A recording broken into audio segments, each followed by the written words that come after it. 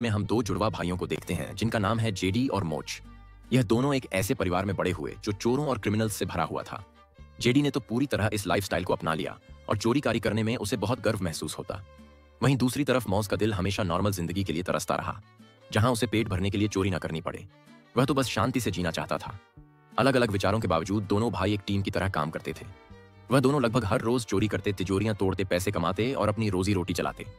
एक दिन उन्होंने एक सेफ चुराया और उसे अपने ही बनाए हुए बम से उड़ा दिया। सेफ खुला तो उसमें से ढेर सारा कैश निकला। घर जाकर दोनों ने अपने परिवार वालों को पैसा दिखाया और सबने उनकी बहुत तारीफ की। उनके लिए तालियां बजाई चोरी करने पे। थोड़ी देर बाद उनकी मां कैथ, जो कि एक काफी शातिर चोरनी थी, वहां अपने बॉयफ्रेंड ग्लन के साथ आ पहुंची। उन दोनों ने कुछ कीमती एमरल्ड्स चुराए थे और इसी वजह से पुलिस उनके पीछे पड़ी हुई थी। पुलिस से भागते वक्त ग्लन को गोली लग गई थी। दोनों यहां सिर्फ अपने परिवार को अलविदा कहने आए थे। कैथ ने अपना सामान उठाकर अपने दोनों बेटों को गले लगाया और कहा कि शायद यह उनकी आखिरी मुलाकात हो। फिर वह ग्लन के साथ कार में बैठी और पुलिस आने से पहले निकल गई। पुलिस से भागते वक्त ग्लेन ने डर के मारे $4 मिलियन के वह एमरल्ड्स निकल लिए। इस बात को अब 25 साल बीत चुके हैं और अब तक वह दोनों पुलिस की गिरफ्त में नहीं आए। जेडी और मोच अब भी चोरी करके ही अपना गुजारा कर रहे थे। जेडी हर बार यही कहता था कि यह वाला लास्ट काम है, इसके बाद नहीं करेंगे। लेकिन मोच अब थक चुका था। वह भी अब यह सब कुछ नहीं करना चाहता था, लेकिन जेडी उसे हर बार एक नई चोरी में खींच लेता। एक रात उन दोनों ने घर में चोरी करने का एक फुल प्रूफ प्लान बनाया। उन्होंने घर का नक्शा, टाइमिंग, एग्जिट सब कुछ देख लिया था। लेकिन उनकी चोरी के दौरान ही अचानक एक सिक्योरिटी गार्ड आ गया। जेडी एक डिलीवरी बॉय होने की एक्टिंग करने लगा, लेकिन गार्ड को उस पर भरोसा नहीं हुआ। तभी मोच ने पीछे से गार्ड के सर पर वार करके उसे बेहोश कर दिया। जब तक दोनों भागकर गेट तक पहुंचे, पुलिस पूरे एरिया घेर चुकी थी। वहां से भाग पाना अब उनके लिए नामुमकिन था। मोच तो छुप गया, लेकिन जेडी पकड़ा गया और बाद में उसे जेल भी हो गई।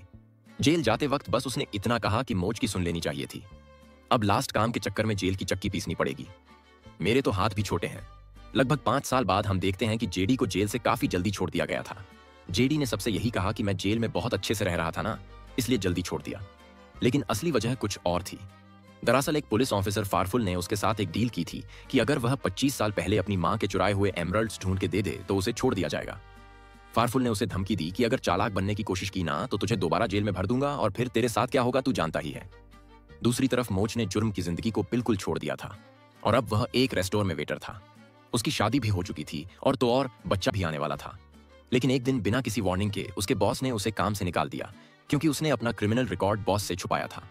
मोच ने उसे समझाने की कोशिश भी की कि वह बदल चुका है, लेकिन बॉस ने उसकी कोई भी बात सुनने से इनकार कर दिया। जब वह घर आया तो चौंक उठा, क्योंकि उसकी बीवी के साथ जेडी बैठा हुआ था। दोनों भाई बाहर आए और मोच ने पूछा कि वह इतनी जल्दी कैसे छूट गया। जेडी ने मोच को फारफुल की डील के बारे में बताया, जिसके बदले में उन्हें एक आखिरी चोरी करनी थी। उसने मोच को एक नए सेफ की इंफॉर्मेशन दी जिसमें बहुत सारे पैसे हैं। लेकिन मोच ने तुरंत मना करते हुए कहा कि मैं अब इस रास्ते पर नहीं हूं। उसने जेडी से कहा कि भाई खाना खा के जाइयो, ठीक है। खैर शाम को मोच की पत्नी के घर वाले डिनर के लिए आए। जेडी ने कुछ पुरानी बातें छेड़ दी और मोच को बहुत शर्मिंदा कर दिया, जिसके बाद दोनों भाई बाहर जाकर लड़ने लग गए। उनमें काफी देर हाथापाई चलती रही। मोच ने जेडी को पकड़ के पीट दिया, लेकिन तभी उसकी बीवी एबी बीच में आ गई और दोनों को अलग किया। बाद में मोच ने अपनी बीवी को सच बता दिया कि जेडी फौज में नहीं बल्कि जेल में था, जिस पर एबी ने कहा कि उसे पहले से यह सब पता है। साथ ही उसने यह सलाह दी कि अब उन दोनों को अपने बच्चे के लिए आगे बढ़ना चाहिए। वहीं रात को फारफुल ने जेडी को ढूंढा और उसकी धुलाई शुरू कर दी, क्योंकि जेडी ने पूरे दिन उसका फोन नहीं उठाया था। पावरफुल ने एक इल्लीगल गन के ऊपर जबरदस्ती जेडी के फिंगरप्रिंट्स लिए और धमकी दी कि अगर वह जल्द से जल्द एमरल्ड्स नहीं लेकर आया तो इन फिंगरप्रिंट्स के जरिए उसे एक नए केस में फंसाकर जेल करवा देगा। अगले दिन मोच जेडी के घर पर पहुंच गया। जो कुछ भी पिछली रात हुआ, जेडी ने उसे सब कुछ सच बताया और जब उसने जेडी की हालत देखी तो फाइनली उसकी मदद करने के लिए मान गया। जेडी ने बताया कि सेफ एक दूसरे शहर में है, जिसके बाद दोनों बिना वक्त जाया किए निकल पड़े। मोच ने अपनी बीवी से झूठ कह दिया कि उसकी दादी बीमार है और वह जेडी को उनके पास छोड़ने जा रहा है। अभी इस बात पे नाराज हो गई, क्योंकि वह प्रेगनेंसी के दौरान अपने पति से अलग नहीं रहना चाहती थी। लेकिन जब मोच ने कहा कि इस गिट्ठे को जल्दी नहीं भेजा ना तो यह अपने घर में डेरा डाल के बैठ जाएगा, यह सुनकर एबी को लगा कि इसे छोड़कर आना ही बढ़िया रहेगा। रास्ते में दोनों भाई एक लॉज में रुके। कमरे में एक ही बेड था और उस पर कौन सोएगा इसका फैसला रॉक पेपर सीजर्स से हुआ। मोच गेम जीत गया, लेकिन उसने जेडी से कहा कि देख यह बेड थोड़ा छोटा है, बौने तू बढ़िया आ जाएगा, मैं नीचे सो जाता हूं। जिस पर जेडी ने मना कर दिया। दोनों में छोटी सी बहस हुई और फाइनली दोनों में से कोई भी बेड पे नहीं सोया, एक सोफे पे एक जमीन पे। अगले दिन फारफुल फिर से जेडी के रूम में गया। वहां उसे बिस्तर पर एक डमी दिखाई। जेडी ने अपने फोन का जीपीएस ट्रैक करने की कोशिश की तो फोन टॉयलेट में मिला। पावरफुल अब बहुत गुस्से में आ चुका था। उधर जेडी ने कहा कि चोरी से पहले वह एक इंसान से मिलना चाहता है। मोच ने मना कर दिया, लेकिन फिर जेडी ने समझाया कि जब मैं जेल था तो एक लड़की थी, मुझे ऑनलाइन सपोर्ट करती थी, उसी से मिलने जाना है। साले खुद तो शादी कर ली, बौने का घर ना बस जाए हैं। खैर मोच भी मान गया और दोनों लड़की के घर गए। इस लड़की का नाम बेथस्टा था। उसने जेडी को देखा तो उसकी आंखें भर आईं। हालांकि वह गुस्से में थी कि जेडी ने जेल से बाहर आने के बाद उससे कांटेक्ट क्यों नहीं किया, लेकिन जेडी को देखकर उसका दिल पिघल चुका था। कुछ देर बाद बेथे चोली के पीछे क्या दिखाने के लिए जेडी को बेडरूम में ले गई और रॉक म्यूजिक चालू कर दिया। उधर जेडी और बेथे के बीच गुपचुप गुपचुप चल रही थी और बेचारा मोच सोचने लगा कि मैं क्या करूं। थोड़ी देर बाद वह लिविंग रूम में जाकर कार्टून देखने लग गया। तभी अचानक से एक ओरेंगोटैन बंदर अंदर आया और उसने दरवाजा बंद कर दिया। मोच डर गया, लगा शायद वह उस पर हमला करेगा, लेकिन वह पास से गर्दी माँ पैर आराम से सिगरेट जला के पीने लगा और उससे कहा कि मेरा नाम सैमुअल है। मोच ने भी कहा कि मेरा नाम मोच है। थोड़ी देर तो सब सही चला, लेकिन फिर वह बंदर अजीब सा बर्ताव करने लगा। वो मोच के काफी करीब आ गया और उसके कान में कहा, मैं आदमी हूं, आदमी से प्यार करता हूं। यह सुनते ही मोच जल्दी से खड़ा हुआ और बाहर जाकर सीधा कार में जाकर बैठ गया। अंदर बेथिस्टा बाथरूम गई तो जेडी ने तुरंत उसका पर्स खोला और उसकी वर्क आईडी चुरा ली और बिना वक्त गवाए खिड़की से निकलकर जेडी भी कार में मोच के साथ बैठ गया। मोच ने फुल स्पीड से गाड़ी वहां से भगा ली। साले कहां चला गया था तू? पता है एक बंदर मेरा शारीरिक फायदा उठाने को फिर रहा था। कुछ घंटों के सफर के बाद दोनों एक होटल में रुके। जब जेडी शावर ले रहा था तो मोच ने ना जाने क्या सोचकर उसका बैग चेक कर लिया। उसमें से चिट्ठियों का एक ढेर नीचे गिरा। जब मोच ने उन चिट्ठियों को पढ़ा तो उसके होश उड़ गए। वह सारी चिट्ठियां उनकी मां कैथ ने भेजी थी, उस मां ने जो उन्हें बचपन में छोड़कर चली गई थी। एक लेटर में लिखा था कि प्लान शुरू हो चुका है, बस मोच को कुछ पता मत चलने देना। गुस्से में लाल होकर मोच ने जेडी से पूछा कि मां सिर्फ तुम्हें क्यों लेटर लिख रही है? जेडी ने कहा, तू इमोशनल है, गुस्से में गलत फैसले लेता है इसलिए। यह सुनकर मोच और भड़क गया। उसने कहा कि तेरी सारी बातें झूठी थी ना, कोई लॉकर नहीं है, कोई पुलिस वाला नहीं है, सब बकवास है।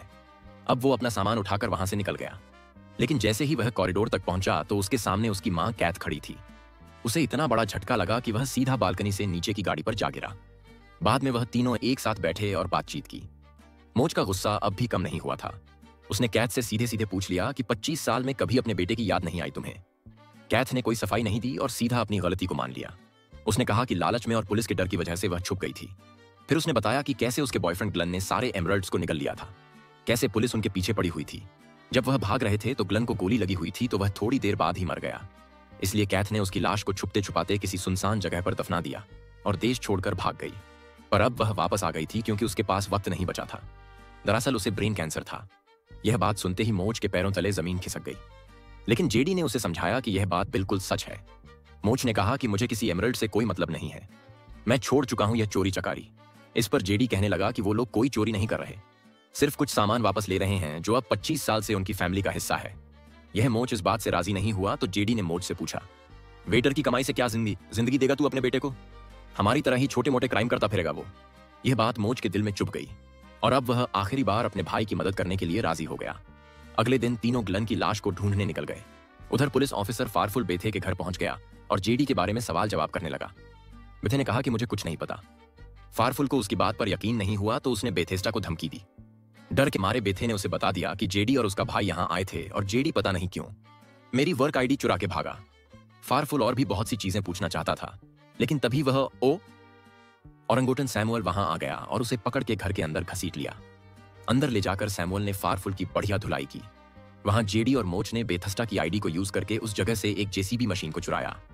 कैथ्स दोनों को उस जगह ले गई जहां उसने ग्लन को दफनाया था। मोच ने खुदाई शुरू की और थोड़ी देर बाद उन्हें लाश भी मिल गई और एमरल्ड्स भी। पर तभी उस जगह का मालिक अपने गार्ड्स के साथ आ गया। अब वह सुनसान जगह एक गोल्फ कोर्स बन चुकी थी। वो लोग इस खुदाई से बहुत गुस्से में थे। वो तीनों जेसीबी में सवार होकर वहां से भागने की कोशिश कर रहे थे, लेकिन पीछे से गोल्फ कोर्स के मालिक के आदमी उन तीनों पर गोल्फ बॉल से अटैक कर रहे थे। एक बार के लिए जेडी तो पकड़ा गया था, लेकिन मोच ने उसे जैसे तैसे छुड़ाया और तीनों भाग के जंगल में छुप गए। वहां जाके उन्होंने ग्लन की लाश को एकदम रीति रिवाज के साथ दफना दिया। जेडी ने कहा, चलो बढ़िया, सब कुछ प्लान के हिसाब से ही चल रहा है। उसे अपनी पुरानी जिंदगी याद आने लगी कि कैसे वह जेल गया, मोच को जॉब से निकाला गया, लेकिन चलो अब तो सब सही चल रहा है। लेकिन उसकी यह बात सुन के मोच को याद आया कि मैंने तो कभी बताया ही नहीं किसी को कि मुझे जॉब से निकाल दिया गया। तब उसे समझ आया कि नौकरी से निकाले जाने के पीछे जेडी का हाथ था। यह बौना बहुत ज्यादा दिमाग नहीं चला रहा। जेडी और कैथ ने मिलकर यह सब प्लान किया था, उसे नौकरी से निकलवाना ताकि वह जेडी की मदद करने के लिए मजबूर हो जाए। इस बात से गुस्सा होकर मोच फट पड़ा। वो अपने भाई पर लगातार चिल्ला रहा था, तो झूठा है साले छोटू, धोखेबाज आदमी, तुम जेल में पहुंचा के मानोगे मुझे? इस बात पर उनकी लड़ाई इतनी ज्यादा बढ़ गई कि मोच ने जेडी को फावड़े से मारा और जेडी उस कब्र में गिर गया जो उन्होंने ग्लन के लिए खोदी थी। मोच पास की ही एक नदी के पास जाकर शांति से बैठ गया। जल्द ही कैथ वहां आई और उससे बात करने लगी। मोच ने अपनी मां से पूछा कि क्या तुम सच में हमारे लिए वापस आई हो, या यह बीमारी वाला भी नाटक है सिर्फ ये हीरे पाने के लिए? कैथ ने इस बात को माना कि वह कभी एक अच्छी मां नहीं बन पाई, लेकिन अब वह चाहती थी कि उसके पास जितना वक्त बचा है वह अपने बेटों के साथ। फारफुल वहां आ गया और उसने जेडी को पकड़ लिया। उसने धमकी दी कि उसे वापस जेल भेज देगा। मोच ने अपने भाई को बचाने की कोशिश की, लेकिन फारफुल दोनों पर हावी हो गया और उसने दोनों भाइयों को बांध दिया। जेडी को लगा कि अब बचने का एक ही रास्ता है और उसने एमरल्ड्स को लात मारकर दूर फेंक दिया, जो अब कैथ के पास जा गिरे। फारफुल ने कैथ को एमरल्ड्स या अपने बेटों के बीच किसी एक को चुनने को कहा। कैथ ने थोड़ा सोचा और फिर कहने लगी कि मेरे बेटों को तुम ही रख लो, और वह एमरल्ड्स लेकर भाग गई।